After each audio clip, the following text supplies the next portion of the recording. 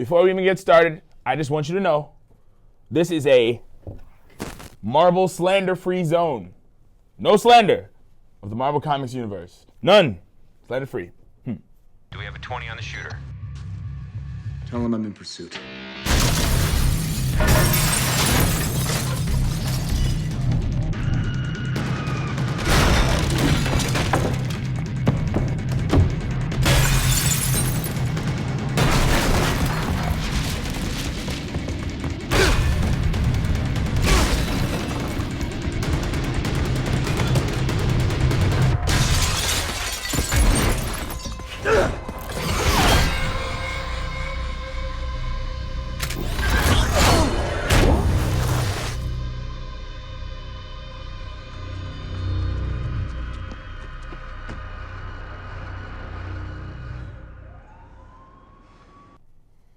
Ernest, I think maybe we should slide over just a tiny bit. What if we just move over out of the slander-free zone? Okay. Would that be okay? That's fine. Okay. I'm just letting you know. This is that zone, though. So you like the Avengers then? Loved it. Fantastic movie. Amazing.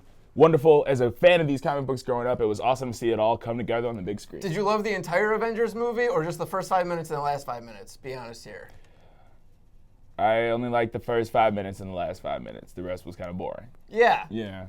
These movies get a pass because they have such a built-in fan base. Mm-hmm. And don't get me wrong, I like some of them, but I really can't. Avengers is one of the highest grossing movie of all time, in like the top 5. Yeah. It was okay. It was not the best movie ever. It was okay. Wow, they destroyed New York. That never happens.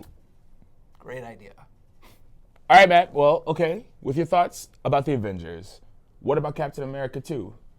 Ernest, Captain America is probably my favorite hero in the Marvel Universe, and the first movie was my favorite of the Marvel origin stories, and the second one is the best sequel. Really? Yeah. Part of it is because it's just straightforward. I mean, I'm talking just the Avengers characters. We're kind of leaving Spider-Man and all that stuff. Yeah, they're in the other world. It's weird. That's different. But as far as like Thor and Iron Man and the Hulk and stuff like that, I'm on board with Captain America.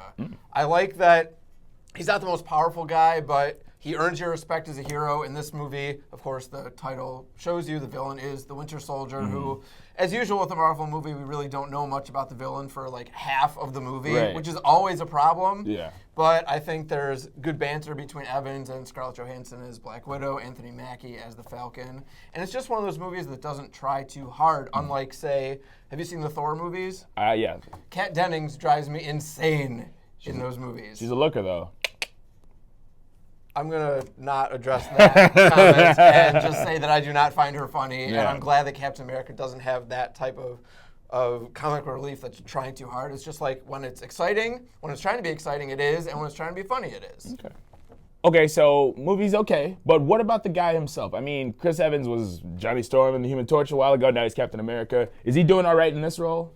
I think he is, Ernest, and I think it's interesting when there are actors who start to become so entrenched in like a superhero role or a franchise that it almost doesn't matter anymore if they exist outside that franchise. Look at, like, can Vin Diesel open a movie that isn't Fast and Furious? Or, I mean, I think the last Riddick did pretty poorly. I hope it did poorly. It was terrible. But he's the guy from Fast and Furious now, and he's fine with that. And I think Chris Evans... Name another Chris Evans movie from the last 5 years that isn't in the Captain America Avengers universe or Fantastic Four. There isn't. You can't do it. Yeah. He's this guy, and he works well. I mean, he fits the mold of Captain America, and he's not, again, I'm going back to the fact that these movies don't overdo it.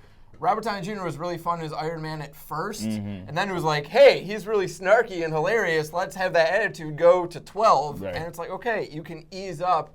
And I think Chris Evans doesn't push it too hard. He's not obnoxious in it. He's likable and heroic. So, what do you think of him? I mean, honestly, it's the same thing. I mean, he's never been an actor that I'm like, ooh, Chris Evans is in this. I'm going to go check it out. I mean, he's definitely a guy who does one thing really well. I think Chris Pratt's kind of the same role where it's like he does something well. If I see him in something, I'm going to enjoy it, but I don't necessarily get up and go out, leave my house to go see a movie with him starring in it. So you're right. I was really excited about Guardians of the Galaxy coming up and seeing that Pratt was the star, and I still am excited, but I don't know if you saw the trailer. It very much looks like a Chris Pratt type of role. It's so like, it's not changing him. It's just like, that's who the guy it's a is. glove-like fit. I mean, there's nothing wrong with that, honestly. I don't understand The fact that people can't let people enjoy things, Matt.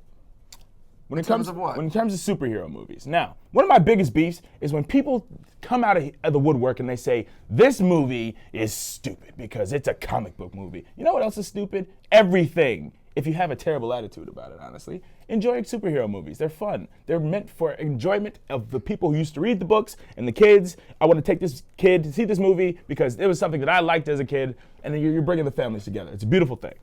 Yet at the same time, people take these movies so seriously. I feel like the stereotype exists kind of for a reason in terms of comic book fans. We all know it. Like, people do care about these properties and how they translate to the screen, who's playing them, changes in the character. I mean, people freaked out when Superman, spoiler alert, killed someone at the end of Man of Steel because Superman would never do that. And you know what? All due respect to people who are Superman devotees, they know that he would never do this, or this is just not part of the character, but things have to grow and change. Yep. And at least I think give a character a chance to do something that's out of character. Maybe the situation presented itself. I don't know. That's a whole other discussion. But the fact is, while people should be able to enjoy these comic book movies, I also think part of that is being able to take a deep breath and say, this is all for entertainment. It's great if this means a lot to you, and I hope that the people who really want and need to enjoy it do. But at the same time, be objective about it, accept the fact that not all of them are equally good. A lot of them aren't, and be able to judge it for what it is. Ain't nothing wrong with that. It is now time for the moment of truth. Matt Pais, Captain America, the Winter Soldier. Good or what? Ernest, I don't like the title of Captain America, the Winter Soldier. Winter is still sticking around. It's never going away. Leave Winter out of it. I don't want to talk about it. Okay. But I like this movie. He's a good hero, and this is the kind of thing that you don't walk out with a lot to talk about. You're just like, it was good, it was exciting, it was pretty funny, good. All right. Well, there you have it, folks. Captain America, the Beep Soldier. Good. Fantastic. This wraps up another edition of Good or What. My name is Ernest Wilkins. My name is Matt Pais. We will now be censoring every title partially.